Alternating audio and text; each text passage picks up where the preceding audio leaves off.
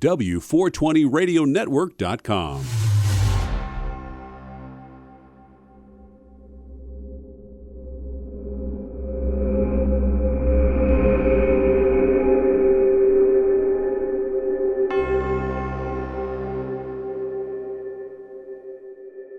Well, if you're one of the many who have enjoyed the legal cannabis in 17 U.S. states and 37 American states with the medical marijuana, you owe a huge debt of gratitude to an iconic figure in the movement, the one, the only Eddy Lepp. And he's joined today with his wife, Sandra, from Lake County, California, an iconic figure in the cannabis world, a social activist who was very instrumental in the passage of the first medical marijuana provision in the country in 1996, Prop 215 in California. Can you believe it, Eddy? That was a quarter of a century ago. My, have things changed, huh? Well, you know, I'll tell you the same thing I've told everybody else. I've been doing this over 30 years. Dedicated my life to it. I lost my wife, lost my church, any possessions or belongings that I had, and I did 10 years in prison. But if me going to prison for 10 years is what it took, then promise me you'll make that much progress in the next 10 years. Well, you are an epic guy.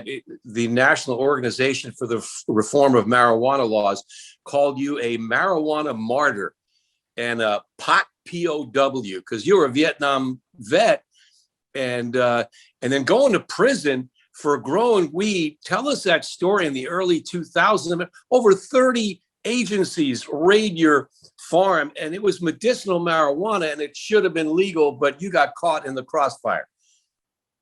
See, they couldn't prosecute me in the state of California because I was the first one arrested, tried, and acquitted under California's 215 laws.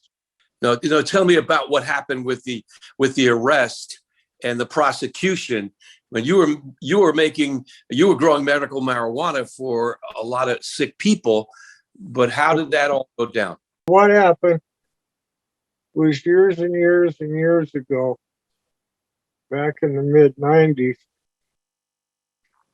a little girlfriend of my wife's, little bitty pretty one who sadly has left us, her little girlfriend was really, really sick. And she actually had Medi-Cal paying for her medicine. This was in 96, I think, 97. Yeah, it would have been the December of 96 is when I started to see. So her little girlfriend lived in a little 15-foot travel trailer in a mobile, like an RV park. Mm-hmm. And it was impossible for her to have plants. So we brought her in and raised her crop, took care of her. And in the course of that season, I had hundreds, if not thousands, of people come to me and ask me if I could help them. And I said, okay. I said, I'll try to help a few people. And so I bought the piece of land across the highway, which is part of the original homestead, and started putting in a few plants. Anyway, just as when Linda and I started the clinic to get people their prescriptions or permission, whatever you want to call them. And then all these people started asking, and we started to plant, and we looked up all the laws and everything. And if I had more than 1,000 plants, I was looking for what I could prove through the fence because the state couldn't touch me because I had already beat it. And we found out in court the reason this all happened was our local sheriff called the Sandra DEA agents and told him, come take him down, I can't touch you. And that's how it ended up coming down. It was one of the largest seizures of marijuana plants at the time, and you were growing the weed for medicine. So just tell me how the legal case unfolded, because it was a very enormous and pivotal case. Yeah. The bottom line was I just got screwed. There's a law, the Religious Freedom Restoration Act, that allows you to practice your religion.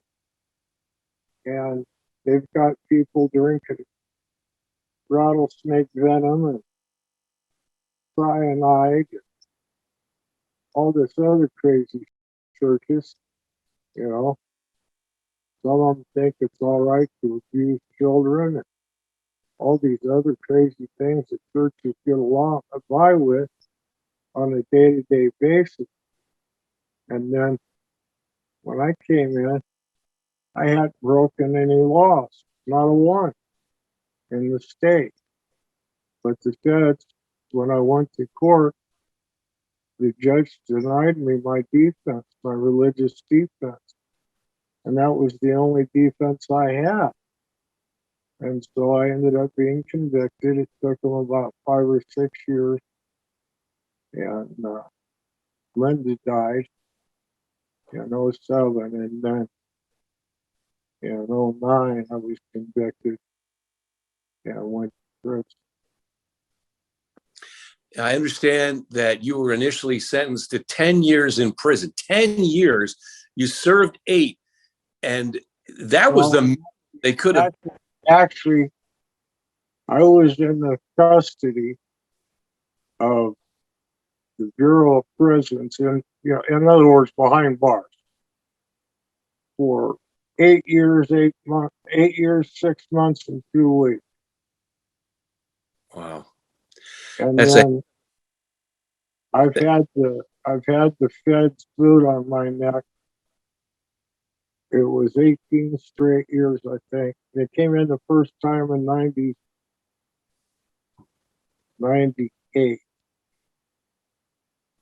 Yeah. And they asked you to roll over. They asked you to, kind of play ball with them, and you refused, and that kept you in longer, correct? Can you tell me a little bit about that? Well, they offered me a deal after I was convicted, that if I told them who all else was involved in the gardens, that I didn't even have to go to prison. And I turned to the prosecutor and I said, Dave, what? Did you know the difference between you and me? And he said, what, Eddie? I said, for the next 10 years, I'll be able to look myself in the eye every time I shave. Yeah, that spirit is awesome. Now, you're an ordained Rastafarian minister. Was that part of the religious affinity? Tell me a little bit about. Many years ago. I've always been very religious, and maybe spiritual is a better word than religious, because I don't like religion. But I do believe in the spirituality of the power out there, whatever it may be, that we all seem to call on so often. You still have that feisty, independent, free man spirit. I love it. When you were in prison, were you treated any, was it? Oh, yeah. Yeah, everybody, I knew everybody and everybody knew me. When I got transferred, every time I got transferred, 20 to 30 guys the very first day would walk up and say, Hey, dude, my cousin looked you up on the prison tracking thing, and you're coming, and you're here, and wow. Right on. I kind of ironic. There you were in Colorado. There was a garden less than a quarter of a mile where the plants hung over our fence, over the prison fence. Do you feel like you would do it again? Are you bitter? I told you, come and put the cuffs on me. You guarantee me the change, I'll turn myself in and do another 10. I've devoted my life to this. And I will devote every minute, every second that I have left to it. Yeah. Well, you have that spirit of a military man because you were a military man. And tell me a little bit about the Vietnam times for you. Was that a genesis of some of your involvement with marijuana at the time? I will say this about that. I don't discuss Vietnam. But that said, strictly about the marijuana. I did use marijuana in Vietnam. I used heroin. I used alcohol. And I came home for 20 years. I spent the whole life in the bottom of a bottle or bent over a rolled up $100 bill. And they killed myself, my family. I did everything a man can do wrong. I was a horrible father, horrible husband. And one day I woke up and knew I had to change. And that's when I started the quest on the cannabis because, yeah, 88 or 89, 90, something like that. My dad came down with cancer. And he'd been sick for a year and a half prior to that. And that's where the original fatty came from. The 1 gram joints that everybody finds so popular now. I started that years and years and years ago before 215 was even a thought, let alone that. And I rolled the joints. The way I got to roll them so big was back at that time, the only rolling paper you could buy was a little bitty white zigzag. And I decided that, that just wasn't working. So I got some of the orange, zigzag orange, and I was able to get a full gram into one joint. and guess what? It fit just perfect.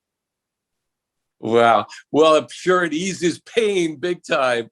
So you rolled the big fatty. Now you were a contemporary of Jack Herrera and Dennis Perone, Wayne Justman, more iconic figures on the Mount Rushmore of weed legalization and the highest of mountains. And I say it with affection. Yeah, there's a picture of me, Jack, Tommy Chong, and Keith Strock from Normal that they took at one of the Normal conventions. And Tommy called it Mount Rushmore of pot. Well, yeah, you deserve it. You are etched in there forever because without guys like you and the aforementioned, maybe we all wouldn't be enjoying the cannabis world the same way we are today. I guarantee you have one. There's one reason in the whole world that we got marijuana, and that's the 4 beautiful young men that died. AIDS is the only thing. If they didn't have to watch those poor people suffer on the news every night and see the scabs and the rashes and the sores and the pain, it was a horrible time. Yeah, it was. Well, you've got to feel good about helping make that medicine available to them. Have you ever talked to the DEA guys or others on the other side about what you were doing and why? Did they have any personal feelings that might have run counter and contrary to the laws they were enforcing? I did not meet one officer, whether they were uniformed prison guards or just officers of the court, like an attorney. Not one of them believes that I was treated fairly. And that's federal attorneys. That's not my attorneys. And I've talked to federal attorneys. I've talked to prison wardens. I've talked to some really high-reaching, powerful people that cared about me and actually tried to short my sentence. And they wouldn't do anything. The top wanted me on the bottom, and that's where I stayed. Matter of fact, he just got off probation not that long ago. About what, 4 months? Yeah. Huh? Wow. Well, I've heard some people describe cannabis as kind of a truth serum, and your mantra about truth, respect for all, hurt no one, and love one another. It's all harmonious with it. The plant is a beautiful plant. And the fact that you were treated like a down and dirty criminal is criminal. Well, I always thought so. Because I'm not a criminal. I never have been a criminal. And I never will be.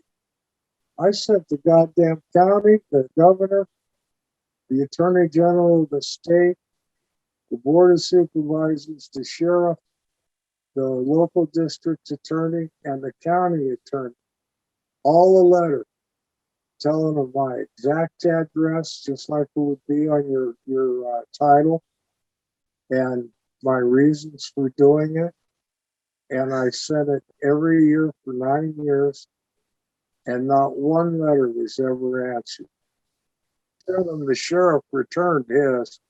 Do you feel like they were making they wanted to discourage others from doing what you were doing? In one way, you were kind of a scapegoat. Well, both, yeah. And now, when I came home and I met the new sheriff, he told me what a hero I was to his entire police force. He said, "You're well known and well thought of." He says, "Don't you worry about the fact you went to prison. Be a problem." He says, "We know the story."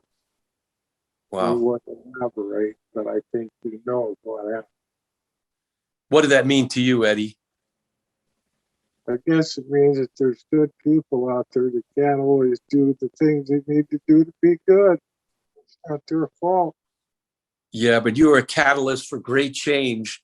And as I said at the outset, we wouldn't be here enjoying the benefits and the availability of cannabis so readily accepted in so many circles without the sacrifice that you and your peers made a quarter of a century ago. Well, that's quite true. There's no doubt about that. We've all been arrested. We've all been threatened. And, it just came with the territory. It's like the gardens. Like I told you, I started off doing it for one woman. One sick little 90-pound woman that ended up dying. And then within a year, it was 3,000 people. And it's like I told Linda. She asked me, she said, "Isn't this getting pretty big?" I already had like 15 acres planted. And I said, "Honey, I was looking at life 3 months ago." She said, "Really?" And I said, "Yeah." She said, "Well, you might as well plant it all then." Yeah. So how many people were you providing medicine for at the time? Well, there were between 25 and 3,000, 2,500 and 3,000 members to the church. And you didn't have to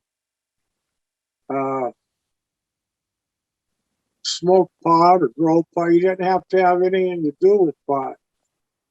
to belong to the church. The church was open to all. However, if you were in the pot part of it, you had to have a current active doctor's recommendation that would cover the entire season. You had to promise you weren't going to resell it and several other things. And each patient claimed their ownership and my caregiving for each of those plants all the way through. And, you know, like I said, I was railroaded. They basically, the judge held up the letter. It said, this letter says Mr. Lepp knows that was property on the marijuana on the property. And he knows that it was illegal. And you either have to convict him or not. There's no wiggle room. Mm-hmm. So the jury had no choice but to convict him. Yeah. She would allow me no defense at all.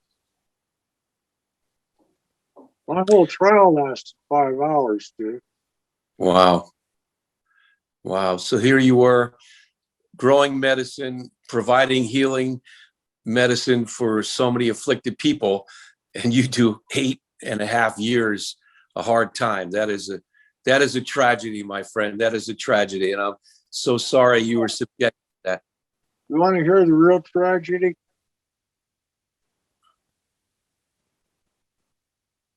I was married to my wife, Linda's best friend, after she passed away.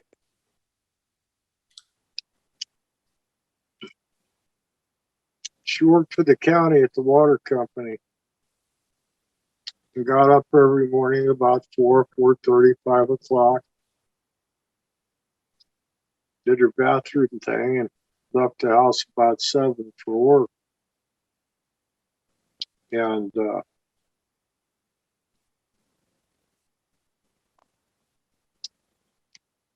one day she was getting ready for work, and I was in the bathroom. I came out of the bathroom and she was crying. I said, Jesus, honey, what's wrong? 2 years before,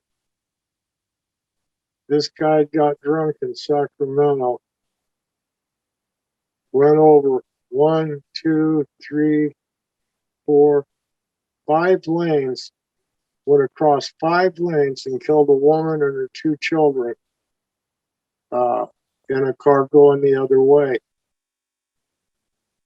And we'd been following the trial the whole time, you know, because it was local news. And I said, why are you crying, honey? She said, listen, you know what you got? You got 7 years. And in the state of California, you served 3. That's tragic. Right. What happened to me wasn't good, but that's tragic. Sure, that puts it in perspective. So the guy who kills people in a DUI does wiped out an entire family except for the father. Right, and the wife and all the kids. And he does much less time than you providing medicine for sick people. Yeah. What a twisted world. Yeah. Yep. Hey, can we lighten it up as we get ready to wrap it up? I understand your grandfather was a major leaguer with the St. Louis Cardinals, and you as a little boy in Reno got a chance to meet some pretty special people. Oh yeah, my grandpa went off to the service and got wounded, and he was still good enough to pitch in AAA, but he quit after 11 games back. He came back, he pitched in 7 games and won them all, and walked out of the clubhouse. And I'd heard the story, but I never really heard it, you know. And so I asked him, I said, well, why did you quit, Grandpa? This is one of the greatest lessons I ever learned in my life. He said, honey, I was good enough for the pros. He said, I'd beat them all day up one side and down the other. But since he stepped on that landmine or whatever it was, screwed up his foot, he still had the pitches. But 2 small toes on his right leg, on his dry foot for pitching, they no longer gave him that little grip. I don't know if you understand being a lady, but when you're throwing softballs and hard balls, especially at the major league level, you got to have all your feet there. You can't be missing the toe. Yeah. And so he walked away from it. And he told me, he said, son, the reason I walked away from it was because if I couldn't do it and do it right, I wasn't going to do it. I hear you. And I learned that when I was about 6 years old, and that's the way I've lived my life. My life is based on one poem. That's my entire life. The name of the poem is If, I-F, by Rudyard Kipling. And everybody should read it and take it to heart. It's very short, it's very simple, and it tells you all you need to know about being a man or a woman or an adult. Now, about the particular incident I think you're talking about, we lived in a little town called Fernley, about 30 or 40 miles east of Reno on Highway 80. Had his barber shop in Reno. And so every Saturday morning, my dad would take me with him and drop me off at Grandpa's grocery store, which was right as soon as you got into town. And then he'd go down and go to work.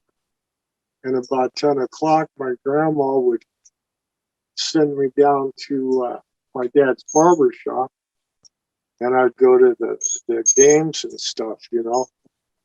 Anyway, I went down there this one day and Grandma was working, and that was like weird because Grandpa always opened.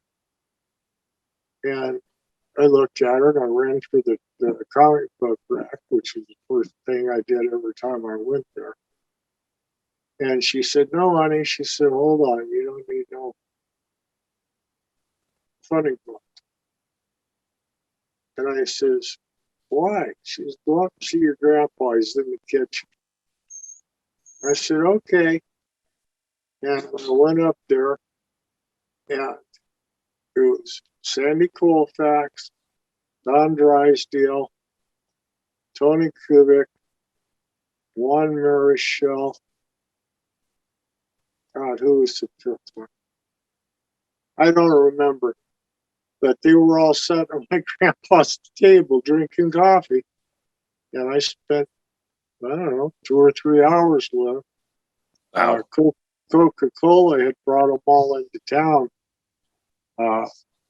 They were opening the brand new Coca-Cola plant. And they brought all them in. And, you know, they signed autograph balls for the kids and all that crap. But yeah, I've had a hell of a life, dude. My dad's barber shop was right out the front door of the Nugget. And I don't believe there's an entertainer that came along before I guess about 60, 65. There wasn't an entertainer in the world I didn't know. And most of them on a first name basis because they all performed at the Nugget. And back then we still had such a thing as shoe shines. And they would all bring their shoes over to Joe to have him do his shoes and stuff. So I got to meet a lot of them. And then as I got older, it just continued to go that way. Hell, I touched the Beatles. John Really? Lennon and Paul McCartney. San Francisco Cow Palace, last time they played the Cow Palace. There was a radio station, KCBN in Reno, and it had just been on the air about a year, and it was Reno's first rock and roll station. And you won't believe this when I tell you, but they put this trip together, 5 buses, with chaperones,